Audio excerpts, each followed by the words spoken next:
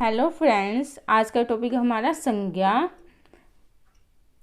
तो सबसे पहले हम संज्ञा की परिभाषा देखते हैं। किसी व्यक्ति, वस्तु, स्थान, भाव के नाम को संज्ञा कहते हैं। इसके अंदर क्या क्या आएंगे? व्यक्ति, वस्तु, स्थान और भाव। किसी की विशेषता बताने, मनोभाव बताने, गुणों को बताने, इन सभी के नामों को क्या बोला जाएगा? संज्ञा। उदाहरण हम देखें, किसी व्यक्ति का नाम राम, श्याम, सीता, तो ये क्या है? किसी विशेष व्यक्तियों के नाम हैं, तो वो किसके अंतर्गत आएंगे? संज्ञा के अंतर्गत। ठीक है। अब है वस्तु। आप देख रहे हैं मेरे हाथ में क्या है? मार्कर। ये क्या है? वस्तु। मार्कर भी एक वस्तु है। जो ये बोर्ड है, ये क्या है? वस्तु।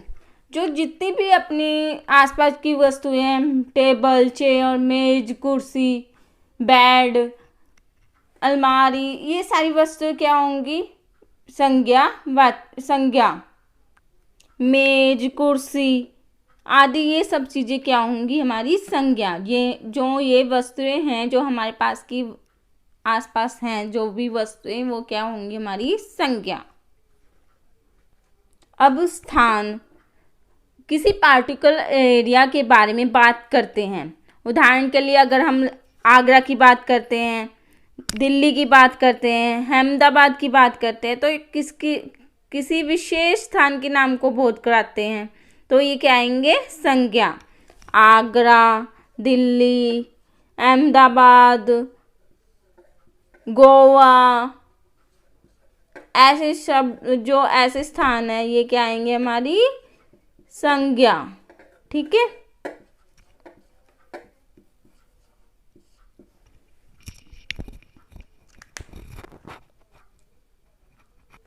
चौथा है हमारा भाव। भाव हम पॉजिटिव भी हो सकते हैं, नेगेटिव भी हो सकते हैं। जैसे हम देखते हैं, उदाहरण देती हूँ आपको। आज मौसम अच्छा है, तो इसमें मौसम क्या है? संज्ञा। इसमें मौसम को दर्शाया गया है संज्ञा के रूप में। ठीक है। अगला उदाहरण देखिए। आज मैं बहुत खुश हूँ। खुश क्या है? भाव है। अपनी जो भाव निकल रहे हैं वो खुश, वो जो व्यक्ति है वो बता रहा है आज मैं बहुत खुश हूँ, तो खुश क्या हो गए? भाव बता रहा है, अपने भाव बता रहा है कि मैं खुश हूँ, तो ये क्या आएंगे? खुशी जो आएगा संज्ञा में। ठीक है। तो अब देखते हैं संज्ञा के भेद। संज्ञा कितने प्रकार की होती हैं? संज्ञा मुख्य रूप से 3 प्रकार के होते हैं। पहला है व्यक्तिवाचक संज्ञा, जातिवाचक संज्ञा, भाववाचक संज्ञा। ठीक है। व्यक्तिवाचक संज्ञा, जैसे कि नाम से ही पता चलता है, किसी विशेष व्यक्ति, वस्तु या स्थान का नाम व्यक्तिवाचक संज्ञा कहलाता है। इसका एग्जाम्पल हमने पहले भी देखा हुआ है। हम दोबारा से एक और एग्जाम्पल लेते हैं। राम घूमने जाता है। तो यहाँ राम जो है किसी विशेष व्यक्ति के लिए कहा गया है, इसलिए राम क्या होगा? हमारा एक व्यक्तिवाचक संज्ञा। ठीक है।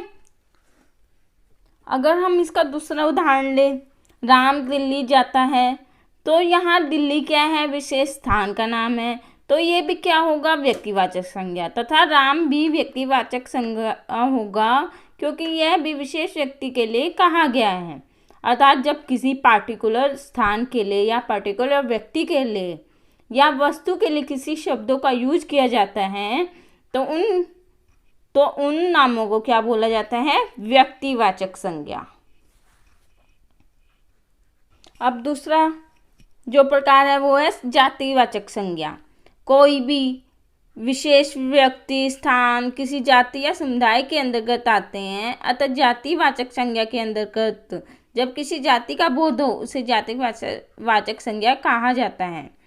हम परिभाषा देखते हैं इसकी। किसी प्राणी, स्थान या वस्तु की जाति का बोध हो, वह जातिवाचक संज्ञा कहलाती है। अगर मैं बात करूँ किसी फलों की, तो यहाँ किसी विशेष का नाम नहीं आया है। मतलब अगर किसी विशेष फल का नाम लेती हूँ, जैसे कि आम, केला, तो ये क्या होगा, व्यक्तिवाचक संज्ञा। अगर मैं सिर्फ फल का बोलती हूँ तो वह क्या होगा, जातिवाचक संज्ञा। उदाहरण हम ले लेते हैं, जैसे कि सीता फल खाती है, तो यहाँ जो फल शब्द है वो जातिवाचक संज्ञा अंतर्गत आएगा। अगर मैं बोलूँ सीता आम खाती है, तो यहाँ आम क्या है, विशेष फल का नाम, तब वो कौन सी संज्ञा के अंतर्गत आया, व्यक्तिवाचक संज्ञा के अंतर्गत। इन दोनों में डिफरेंस है, एक जातिवाचक संज्ञा का उदाहरण है और एक व्यक्तिवाचक संज्ञा का उदाहरण है। अगर सिर्फ आम या किसी विशेष व्यक्ति, वस्तु या स्थान का नाम लिया जाए तो वो व्यक्तिवाचक संज्ञा होगा, और अगर किसी पूरी प्रजाति का नाम लिया जाए, जैसे कि अब मैंने यहाँ पे फल लिखा था, वो पूरी प्रजाति का नाम था, ये सीता फल खाती है, ये अगर किसी पूरी प्रजाति का नाम आ जाए और या किसी जाति का नाम आए तब आ जाएगा जातिवाचक संज्ञा। अगर मैं यूँ बोलूँ स्थान, कि वह एक स्थान पर जाता है, तो वो जातिवाचक संज्ञा होगा।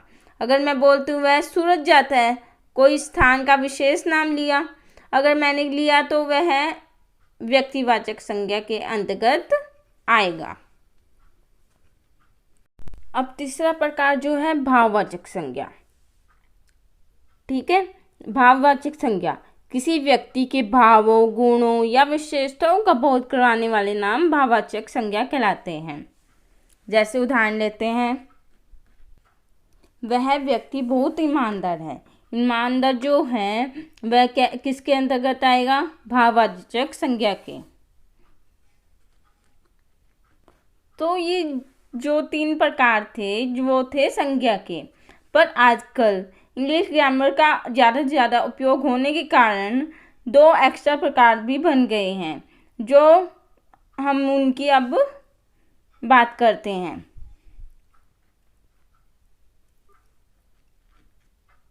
पहला है द्रव्यवाचक संज्ञा, दूसरा है समुदायवाचक संज्ञा। पहले हम करते हैं द्रव्यवाचक संज्ञा। द्रव्यवाचक संज्ञा, जैसे कि नाम से ही पता चल रहा है, द्रव्य क्या है, होते हैं पदार्थ। परिभाषा देखते हैं, जब किसी पदार्थों के नाम का बोध हो द्रव्यवाचक संज्ञा कहलाता है। उदाहरण के लिए मैं बोलूँगी, जैसे कि घी, तेल, ये क्या होंगे, पदार्थ जो कि द्रव्यवाचक संज्ञा में आते हैं।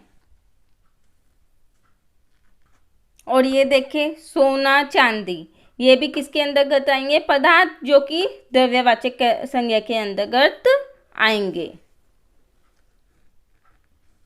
अब नेक्स्ट है समुदायवाचक संज्ञा। जब समुदाय या किसी व्यक्ति की झुंड की बात करें और उसके नामों का संबोधन किया जाए, समुदायवाचक संज्ञा कहलाता है। उदाहरण के लिए हम बोलते हैं कक्षा, तो कक्षा क्या है, समुदायवाचक संज्ञा।